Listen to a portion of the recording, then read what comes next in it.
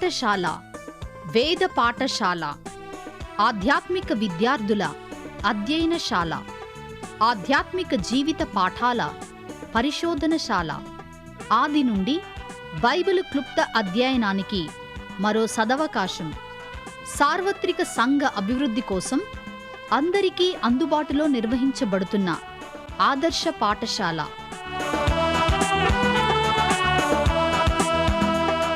వినండి, వేద పాఠశాలలో పరలోక పాఠాలు.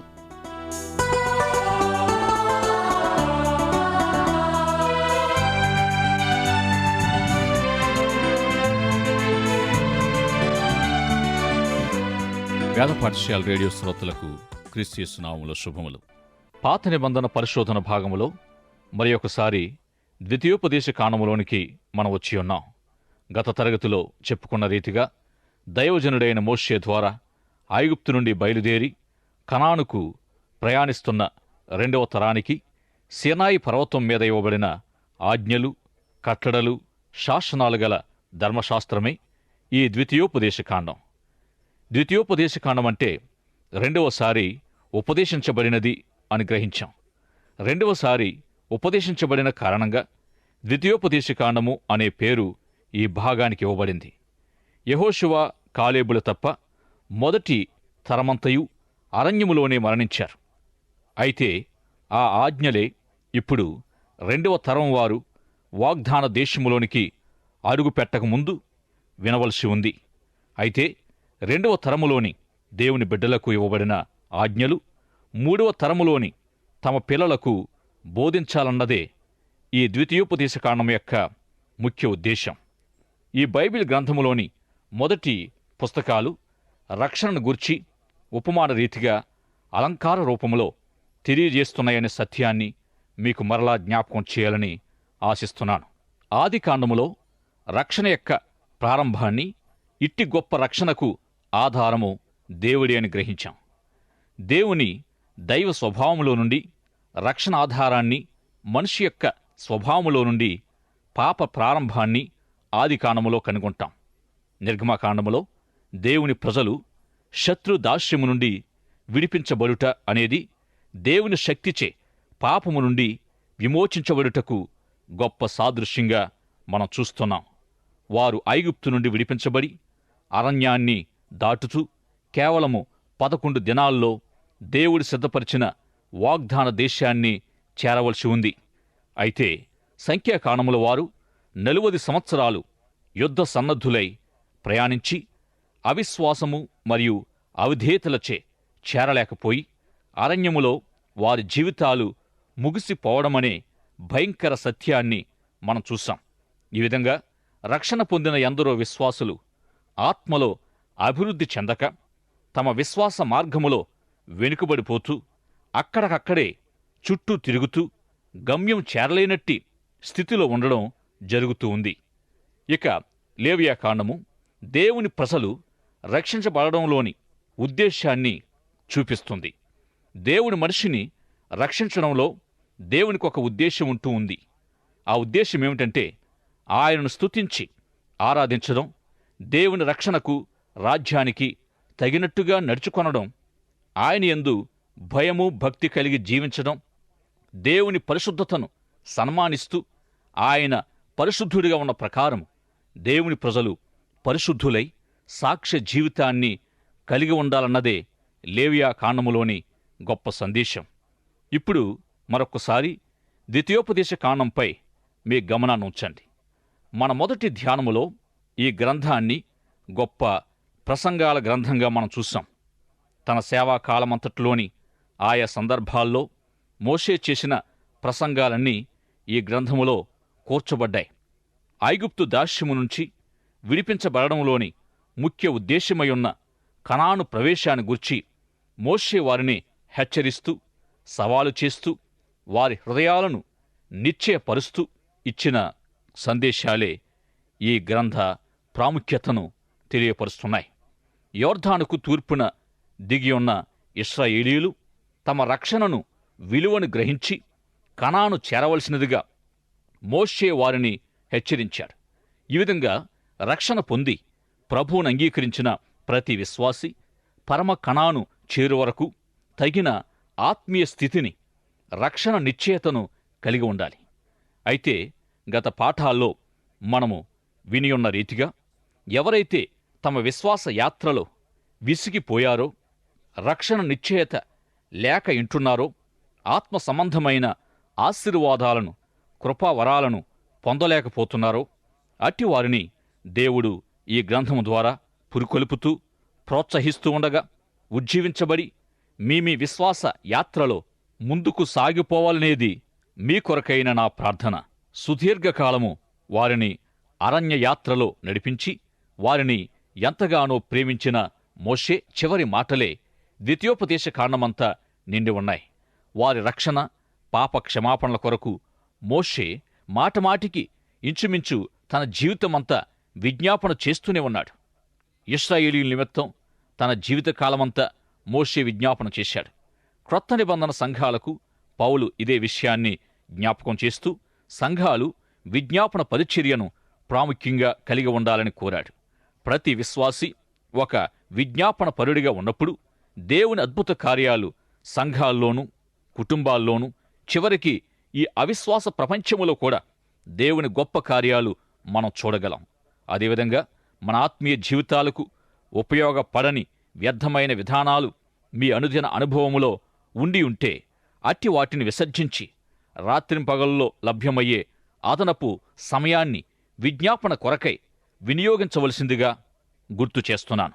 ఈ విధంగా ఆత్మ సంబంధమైన ప్రతి ఆశీర్వాదాన్ని పొంది ఫలభరితమైన ఆత్మీయ జీవితాలను మనం జీవించగలం.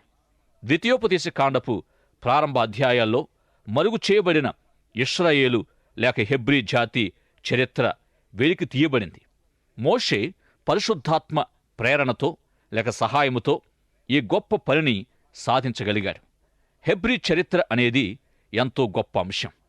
ఈ 5 గ్రంథాలైన ఆదికాండము, నిర్గమాకాండము, లేవియాకాండము, సంఖ్యాకాండము, ద్వితీయోపదేశ కాండాల మన అధ్యయనం ముగిసిన తర్వాత చరిత్ర గ్రంథాలను పరిశీలించనై ఉన్నాం. వేదాంత విద్య అభ్యసించే పండితులకు సహా అభ్యసించడానికి ఇదెంతో కఠినమైన, కష్టతరమైన అంశం. బైబిల్ గ్రంథములో అనేక చోట్ల హెబ్రీ చరిత్ర క్లుప్తంగా వివరించబడింది. అపోస్తలుల కార్యాలు 7వ అధ్యాయములో అద్భుతమైన, క్లుప్తమైన వివరణ ఈ అంశంపై స్టెఫెను ప్రసంగించాడు. ద్వితీయోపదేశ కాండము ప్రారంభ అధ్యాయాల్లో మోషే తాను జీవించినంత కాలం వరకు ఇవ్వగలిగాడు. హెబ్రీ చరిత్రను అధ్యయనం చేస్తున్నప్పుడు ఆ కాలములోని పరిశుద్ధాత్మ ఉద్దేశాన్ని మరియు మోషే ఉద్దేశములోని ప్రాముఖ్యమైన అంశాల్ని మనము అర్థం చేసుకొనవచ్చు. బైబిల్ గ్రంథం అంతటిలో అక్కడక్కడ క్లుప్తంగా ఇవ్వబడిన హెబ్రీ చరిత్ర వివరణను అధ్యయనం చేసినట్టయితే యావత్ చరిత్రపై ఒక అవగాహన నీవు పొందడానికి ఈ కొద్ది అధ్యయనం ఎంతగానో సహాయపడుతుంది. వారి కనాను యాత్ర లేక అరణ్య యాత్ర జీవితపు అనుభవంలో దేవుడు మోషేతో మరియు తన ప్రజలతో ఎలా వ్యవహరించాడో తెలియజేసేది అతి ప్రాముఖ్యమైన అంశాల్లో ఒకటై ఉంది. ఇక ద్వితీయోపదేశ కాండములోని తీవ్రమైన హెచ్చరిక దేవునికి లోబడడం అనేది. దేవుని హెచ్చరికను అనుసరించి వారు లోబడినప్పుడు దేవుని నుండి వారు ఆశీర్వాదాలను పొందారు. అవిధేయులైనప్పుడు శాపం క్రింద ఉంటూ వచ్చారు. ఈ గ్రంథం యొక్క ఒకానొక అంశం ఏమిటంటే విధేయత. మరొక కోణము నుండి దేవుని ప్రేమించుట అనేది కూడా మనకు కనిపిస్తుంది. దేవుడు ముందుగా మనిషికి తనకు మధ్య ప్రేమనే ఎన్నుకున్నాడు. ప్రేమ ఉన్న చోటనే విధేయత ఉంటుంది. ప్రేమ లేకుండా ఎవరు ఎవరికి లోబడగలరు?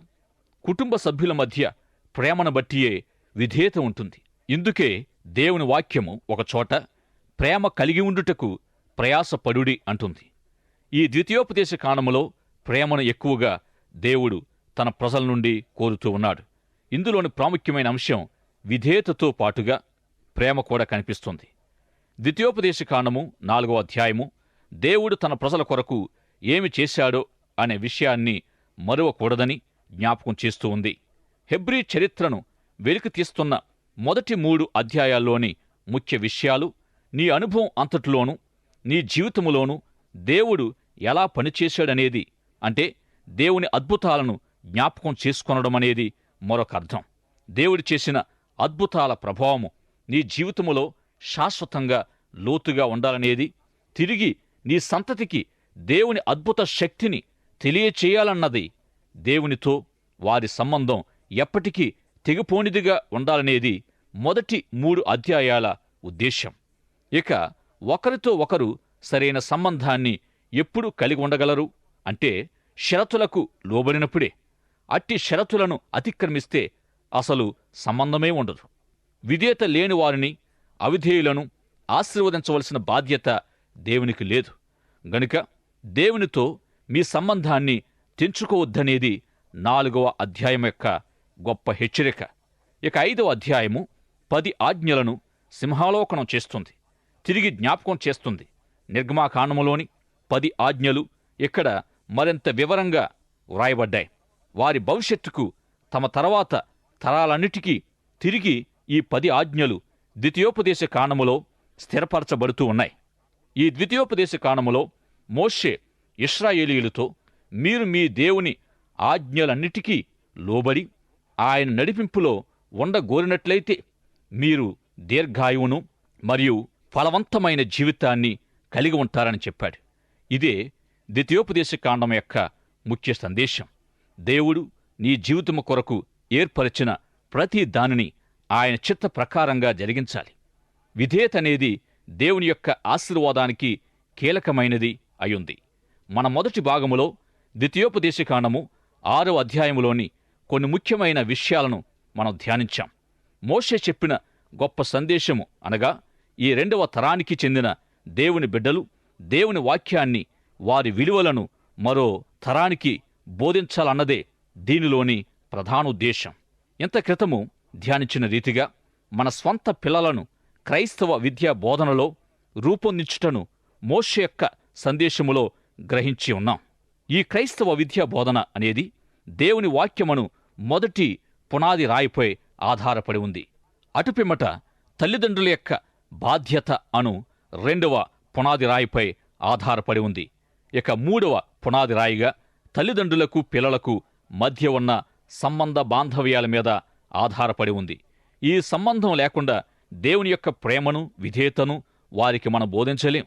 అందును బట్టే మోషే, నీ ఇంట కూర్చుండినప్పుడును, త్రోవను నడుచునప్పుడును, పండుకొనున్నప్పుడును, లేచినప్పుడును వాటిని గూర్చి నీ కుమారులతో మాటలాడుమని తల్లిదండ్రులను ఉద్దేశించి చెప్పి ఉన్నాడు. ఇక 4వ పునాది రాయిగా ఈ విద్యా బోధన అనేది వాస్తవము అనే పునాది రాయి మీద ఆధారపడి ఉంది. అనగా పిల్లలకు అతి ప్రాముఖ్యమైనదేమిటంటే తల్లిదండ్రుల మాదిరికరమైన జీవితమే. అనేక మంది తల్లిదండ్రులు దేవుని వాక్యాన్ని పాటింపకుండగానే వారి పిల్లలకు బోధిస్తూ ఉంటారు. అయితే మోషే ఇక్కడ చెప్పేదేమిటంటే తల్లిదండ్రులనేవారు వాస్తవికతను, మాదిరికరమైన జీవితాన్ని కలిగి ఉండాలి. ఈ ద్వితీయోపదేశకాండములో మోషే చేసిన గొప్ప సందేశములో అనగా ద్వితీయోపదేశకాండం 6వ అధ్యాయములో పిల్లలను ఏ రీతిగా ఆత్మీయ విద్యా బోధనతో పెంపొందించాలో తెలుసుకుని మన నిజ జీవితములో వాటిని అన్వయించుకున్నాం. ద్వితీయోపదేశకాండం 8వ అధ్యాయములో మోషే చేసిన మరొక సందేశాన్ని మనం చూస్తున్నాం. ఈ అధ్యాయములో దేవుని వాక్యం మరియు విధేయతను గూర్చి ఎక్కువగా కనిపిస్తుంది. అయితే ఈ అధ్యాయములో మనం తెలుసుకోవలసిన సమాచారము ఇంకా ఉంది. దేవుని వాక్యము ఎలా తెలుసుకోవాలో అనే విషయంపై నేను నీకు ఆజ్ఞాపించు విధులు లేక కట్టడలు అన్నిటినీ గైకొనాలి అనే ఆజ్ఞను అనేకసార్లు మోషే ఇశ్రాయేలీయులకు తెలుపుతూ వచ్చాడు. ద్వితీయోపదేశకాండం 8వ అధ్యాయం మొదటి 14 వచనాల్లో దేవుని వాక్యం ఏ విధంగా నేర్చుకోవాలో వ్రాయబడింది. మరియు నీవు ఆయన ఆజ్ఞలను గైకొందువో లేదో నిన్ను శోధించి నీ హృదయములో ఉన్నది తెలుసుకొనుటకు నిన్ను అణచు నిమిత్తమును అరణ్యములో ఈ 40 సంవత్సరములు నీ దేవుడైన యెహోవా నిన్ను నడిపించిన మార్గమంతటిని జ్ఞాపకము చేసుకునుము. ఆహారం వలనే కాక యెహోవా సెలవిచ్చిన ప్రతి మాట వలన నరులు బ్రతుకుదురని నీకు తెలియచేయుటకు ఆయన నిన్ను అణచి నీకు ఆకలి కలుగుజేసి, నీవే గాని నీ పితరులే గాని ఎన్నడు ఎరుగని మన్నాతో నిన్ను పోషించాను. ఈ 40 సంవత్సరములు నీవు వేసుకొనిన బట్టలు పాతగిలలేదు, నీ కాలు వాయలేదు. ఒకడు తన కుమారుని ఎట్లు శిక్షించెనో అట్లే నీ దేవుడైన యెహోవా నిన్ను శిక్షించువాడని నీవు తెలుసుకుని ఆయన మార్గములలో నడుచుకున్నట్లును, ఆయనకు భయపడినట్లును నీ దేవుడైన యెహోవా ఆజ్ఞలను గైకొనవలెను. నీ దేవుడైన యెహోవా నిన్ను మంచి దేశములో ప్రవేశపెట్టును. అది నీటి వాగులను, లోయలలో నుండియు, కొండలలో నుండియు పారు ఓటలను, అగాధ జలములను గల దేశము. అది గోధుమలు, యవలు, ద్రాక్ష చెట్లు, అంజూరపు చెట్లు, దానిమ్మ పండ్లు గల దేశం. కరవు అనుకోకుండా నీవు ఆహారము తినుదేశం. అందులో నీకు ఏ లోపముండదు. అది ఇనుప రాళ్ళు గల దేశం. దాని కొండలలో నీవు రాగి త్రవ్వి తీయవచ్చును. నీవు తిని తృప్తి పొంది నీ దేవుడైన యెహోవా నీకిచ్చిన మంచి దేశమును బట్టి ఆయనను స్తుతింపవలెను. నేను నీకాజ్ఞాపించు ఆయన ఆజ్ఞలను, విధులను, కట్టడలను నీవు అనుసరింపక నీ దేవుడైన యెహోవాను మరచి కడుపారా తిని మంచి ఇండ్లు కట్టించుకొని వాటిలో నివసింపగా, నీ పశువులు, నీ గొర్రె మేకలను వృద్ధి అయి నీకు వెండి బంగారములు విస్తరించి నీకు కలిగినదంతయు వర్ధిల్లినప్పుడు నీ మనస్సు మదించి దాసుల గృహమైన ఐగుప్తు దేశములో నుండి నిన్ను రప్పించిన నీ దేవుడైన యెహోవాను మరచెదవేమో అని హెచ్చరిస్తూ ఉన్నాడు. ఈ భాగంలో నుండి దేవుని వాక్య ప్రయోజనాన్ని, ఉద్దేశ్యాల్ని తెలియపరిచాడు. దేవుని వాక్యాన్ని గూర్చిన మన అవగాహనకు ఇదెంతో ప్రాముఖ్యమైనది. మనం ఏ విధంగా జీవించాలో తెలుసుకొనడం కోసం దేవుడు మనకు తన వాక్యాన్నిచ్చాడు. దేవుడు తానెక్కడో సుఖంగా ఉంటూ పాటించడానికి ఎంతో కష్టతరమైన నియమ నిబంధనలనిచ్చి మనవంక చూస్తున్నాడు అని తలంచడం కాక, దేవుని ప్రేమలో నుండి మన మేలు క్షేమాల నిమిత్తం ధర్మశాస్త్రం ఉద్భవించిందని తెలుసుకోవాలి. ప్రస్తుతం మనం జీవించే ఈ జీవితాన్ని, మనము కలిగి ఉన్న ఈ జీవాన్ని దేవుడే సృష్టించాడు. గనుక పరిపూర్ణమైన సమృద్ధి అయిన జీవాన్ని మనము అనుభవించాలన్నదే దేవుని యొక్క ముఖ్యోద్దేశం. మీకు జీవం కలగాలని, అది సమృద్ధిగా కలగాలనే నేను వచ్చానని యేసుప్రభు చెప్పారు. ఇట్టి సమృద్ధి జీవాన్ని మనము ఎట్లు పొందుకోగలం? ఇట్టి సమృద్ధి జీవాన్ని పొందాలంటే మరి దేనినో పోగొట్టుకోనక్కరలేదు గాని దేవుని వాక్యం వద్దకు వస్తే ఇట్టి సమృద్ధి జీవాన్ని అతి తేలిగ్గా మనం పొందవచ్చు. ఈ విధంగా దేవుని వాక్యమే జీవమంతటిని గూర్చి తెలియజేస్తూ ఉంది. దేవుని వాక్యాన్ని గూర్చి తెలుసుకోవాలంటే 2 విధానాలున్నాయి. ఒకటి, మనము ప్రస్తుతం వింటూ చదువుతూ ఉన్నట్టుగానే వాక్యాన్ని నేర్చుకోవచ్చు. లేక వేదాంత పాఠశాలకు, బైబిల్ అధ్యయన తరగతులకు వెళ్ళి నేర్చుకోవచ్చు. అయితే ద్వితీయోపదేశకాండం 8వ అధ్యాయములో చెప్పబడిన విధానం ఏదో చదవడం, వినడం, దేవుని వాక్యాన్ని పరిశీలిస్తున్నాము అనుకోవడం వరకే కాదుగాని మరెంతో ఉన్నతమైన విధానం మనకు ఇవ్వబడుతుంది. ఇంతకుముందే మీరు విన్నట్టుగా సమృద్ధి జీవాన్ని గూర్చి, దేవుని జీవమంతటిని గూర్చి దేవుని వాక్యం చెబుతున్నదని నమ్మినట్టయితే జీవాన్ని పొందుటకు అవసరమైన జ్ఞానాన్ని దేవుని వాక్యం మనకిస్తుంది. అలాగే మనం కలిగి ఉన్న దేవుని జీవమే దేవుని వాక్యాన్ని అర్థం చేసుకోవడానికి అవసరమైన జ్ఞానాన్ని మనకు అనుగ్రహిస్తుంది. ఈ విధంగా దేవుని వాక్యాన్ని మనమెంతగా నేర్చుకుంటే అంతగా దేవుని జీవాన్ని అర్థం చేసుకోగలం, మనం పొందుకోగలం. ఈ విధమైన దేవుని జీవాన్ని పొందడానికి, దేవుని వాక్యాన్ని అర్థం చేసుకోవడానికి భక్తుల బృందములో లేక సన్యాసుల గుంపులో చేరి ప్రజా జీవనానికి వేరుగా దూరంగా ఉండడం కాదుగాని, దేవుని జీవం నిజంగా ఎక్కడైతే జీవిస్తుందో, ఎక్కడ ప్రవహిస్తుందో అక్కడ చేరి దేవుని జీవాన్ని మనం పొందవచ్చు. తన ద్వారా ఇవ్వబడిన ధర్మశాస్త్రపు హెచ్చరికలన్నిటినీ మోషే తన ప్రజలకు తెలియజేశాడు. దేవుడు తన వాక్యాన్ని తన ప్రజలకు ఎక్కడ ఏ పరిస్థితుల్లో అనుగ్రహించాడు అనే విషయాన్ని మోషే మాట్లాడుతూ, ప్రత్యక్ష గుడారములోనూ, పరిశుద్ధ స్థలములోనూ, వేదాంత కళాశాలలోనూ దేవుని వాక్యాన్ని పొందలేదు గాని, దేవుడే వారి జీవానికి మూలమనే విషయాన్ని తెలియజేస్తూ, వారు అరణ్య సంచారములో ఆకలి దప్పులతో ఉన్నప్పుడు కేవలం ఆహారం వలన కాదుగాని, దేవుడు సెలవిచ్చే ప్రతి మాట వలన నరులు జీవిస్తారని, ఆ విధంగా దేవుడే తన ప్రజల అవసరతలన్నీ తీర్చేవాడని తెలియజేస్తూ, తన వాక్యాన్ని వారికి అన్నిటికంటే ప్రాముఖ్యంగా ఇచ్చాడు.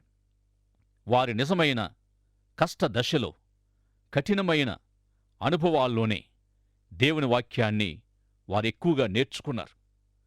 మనమట్టుకు మనం ఎన్నో కష్టదిశల గుండా జీవితాన్ని గడపవలసి వచ్చినప్పుడు మనకివ్వబడుతున్న దేవుని వాక్యం ద్వారానో అట్టి కష్ట జీవితాన్ని జీవించడానికి సమర్థులం కాగలం. దేవుని వాక్యం అంటే సరదాగా, కథల వారీగా చదువుకోవడానికి కాదుగాని, జీవించడానికి, మన జీవితాల్లో అన్వయించుకోవడానికి, దేవుని జీవం పొందడానికి, జీవానికి మూలమయున్న దేవుణ్ణి తెలుసుకోవడానికి దేవుని వాక్యం ఇవ్వబడింది అనే మహాసత్యాన్ని మనం గ్రహించాలి. ఉన్నతమైన ప్రయోజనాన్ని, ఉద్దేశాన్ని మనము దేవుని వాక్యము ద్వారా పొందుకోగలము అనే సత్యాన్ని ఎన్నడూ మరువకూడదు. ఈ 8వ అధ్యాయములోని మరొక గొప్ప హెచ్చరిక ఏమిటంటే, ఐశ్వర్యవంతులం కావడానికి త్వరపడడం లేక కోరుకోవడం. అపొస్తలుడైన పౌలు అన్నాడు, నేను సంపన్న స్థితిలో ఉండనెరుగుదును, లేమిలో ఉండనెరుగుదును. ఇది గొప్ప సవాలు.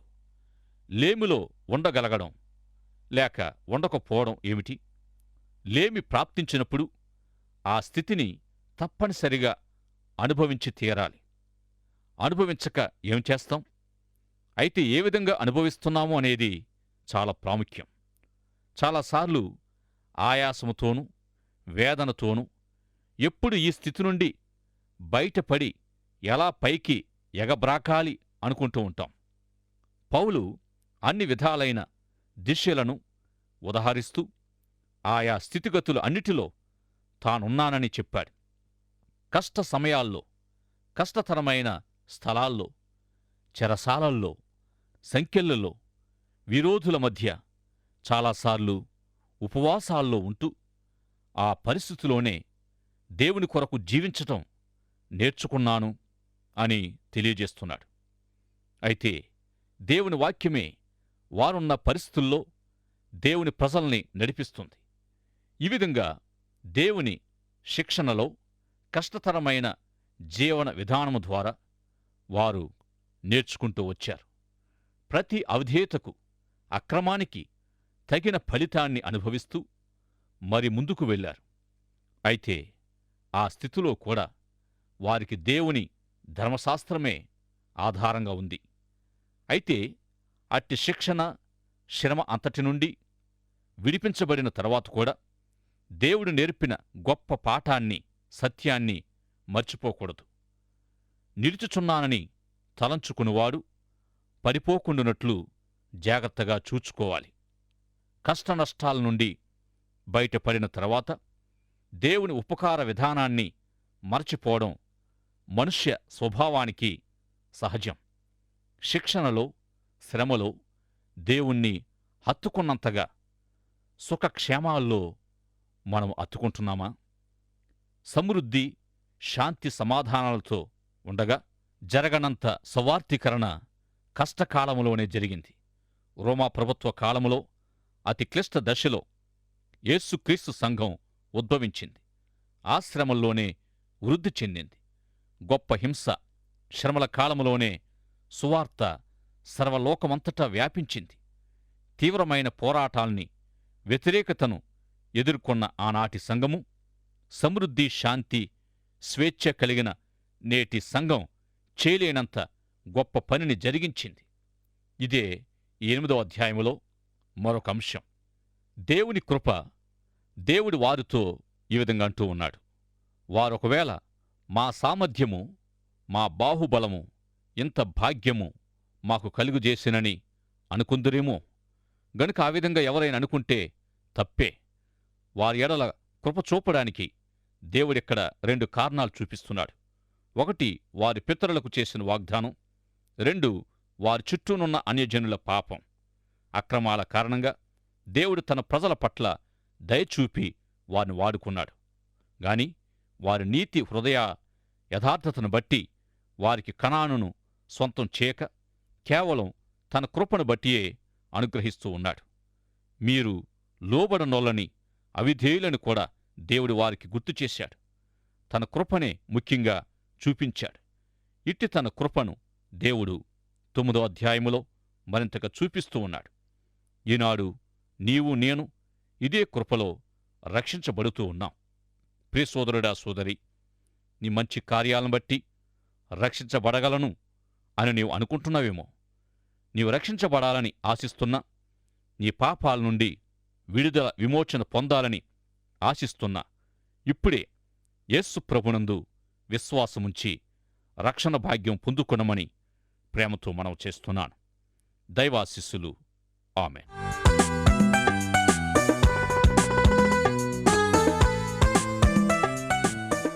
వేద పాఠశాలకు క్రమంగా హాజరవుతున్న విద్యార్థులకు మా అభినందనలు. ఈనాటి తరగతిలో మీరు వింటున్న ఆధ్యాత్మిక పాఠాలు మీ వ్యక్తిగత, కుటుంబ జీవితాలకు ఎంతో సహాయపడగలవని ఆశిస్తున్నాం. ఈ పాఠాల ద్వారా మీరు పొందుతున్న ఆత్మీయ మేలులు, ఆశీర్వాదాలు మాకు కూడా తెలియపరచండి. నేటి పాఠంలో మీకు ఏ విధమైన సందేహాలు, ఇంకా అర్థం కాని విషయాలున్నా వెంటనే మాకు వ్రాయండి. ఈ సందేశాలు మరింత సులభంగా అర్థం చేసుకోవడానికి సహాయకరంగా ఉండుటకు ఒక ఉచిత బైబిల్ గైడ్ మీకు పంపించగలం. మా చిరునామా: వేద పాఠశాల, విశ్వవాణి, తపాలా సంచి 4, సికింద్రాబాద్ 500017. మా చిరునామా మరోసారి: వేద పాఠశాల, Vishwavani, post box number 4, Secunderabad 500017.